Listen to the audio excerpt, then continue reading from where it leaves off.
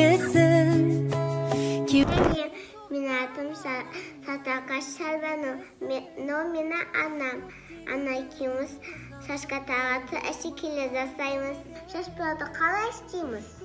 Қызым, шашпау жасау үшін бізге ең керегі әртүрлі шашқа арналған резинкалар, одан кейін түрлі тастар керек, мынадай түрлі формадағын пайдалануға болады.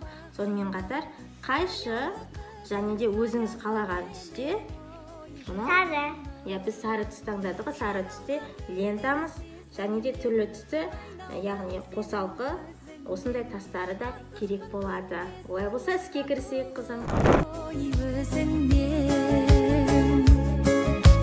Жаратқан сенің жаныңдай асыл етсін, әрдайым өмір жолыңда ашық етсін.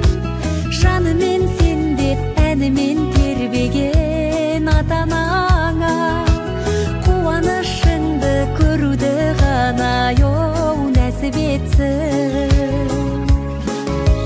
Шолпаны менің таңымның, раушаны айран бағымның, аяулы қызым саясы менің ой жанымның.